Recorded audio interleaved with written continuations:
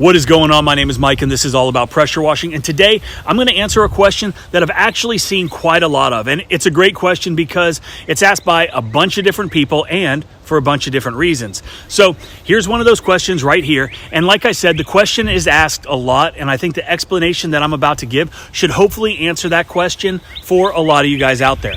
So it says, hey Mike, I see that you've got big tanks on your trailers. What size are they? We're running 2 4-gallon per minute machines and we use a 125-gallon tank if we're using our customer's water. Is that going to work?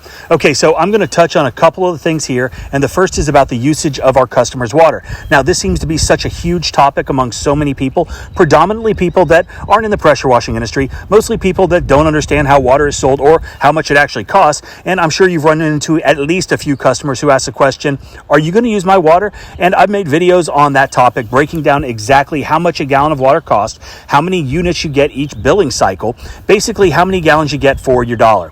Obviously, I can only speak on average prices, but there is a video on my channel if you're interested in checking that out. But the reason I bring that up is, yes, we use our customer's water at every single job. And I can count on one hand over the past 20 years when we've not had access to a customer's water, and it's a major inconvenience and it slows us down, slows down the process. And we all know time is money. Wasted time is wasted money. And that's why we now always walk away from jobs where we don't have or the customer doesn't want us to use their water. And by no means is water usage ever part of the negotiation.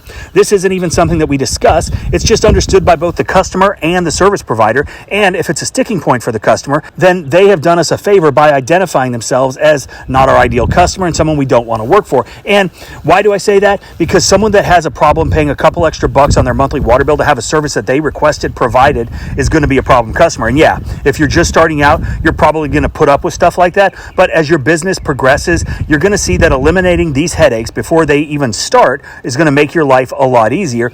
And it gets even easier with lead flow. And the longer you're in business, the more customers you have, which allows you to be a little bit more picky on the jobs that you choose, which, like I said, eliminates problem customers and headaches for you. If you do want to shortcut that time frame and not just rely on being in business over time to generate that type of lead flow, you can check out my 6-figure marketing framework. Now, I'm not going to try to sell that to you right now. I don't have to.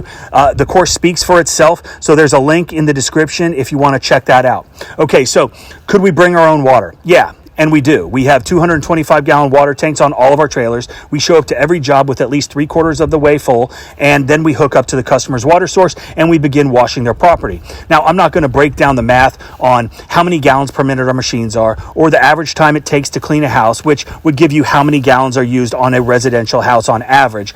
But it's more than 225 gallons that we carry with us. And we're not bringing in some big tanker truck, as some people in the comment section have suggested.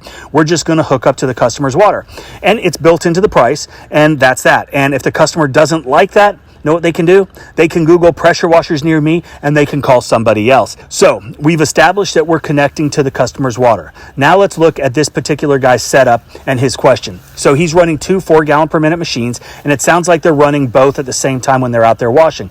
So they're using about 8 gallons per minute, and he has a 125-gallon tank. So let's assume he rolls up to the house with a full tank. So if you take the 125 gallons of water divided by 8 gallons per minute, you have about 15 minutes of wash time until you run that tank dry. So a 125-gallon tank is not adequate if you're not connecting to the customer's water, unless of course you're just washing their doghouse.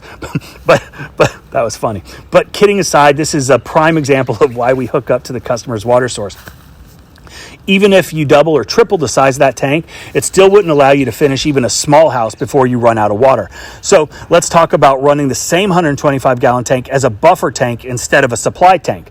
And on average, in the United States, and again, averages only, a hose bib or a spigot, when fully open, delivers about 8 to 10 gallons per minute. So running that setup with the 2 4-gallon per minute units, or if you got an 8 or maybe a 10-gallon per minute machine, it's going to be neck and neck with the flow of water coming into the tank and what you're putting out the end of your wand. And if it's neck and neck, you might not run the tank dry because we all know we aren't holding the trigger of the gun down the entire time that we're out there washing. So the amount of water that we're spraying isn't continuous, but when you start running your surface cleaner, those are going to have a lot more flow, because when we surface clean, we're using water at a much faster rate, and that's going to make that water level in the tank drop a lot faster and potentially make you run dry. The other thing to take into consideration is the fact that the flow from the property spigot was just an average, and obviously that's going to vary from house to house, so that it could have an impact on your tank's ability to keep up with what your pressure washer is putting out. So to answer the question, a tank is a huge advantage.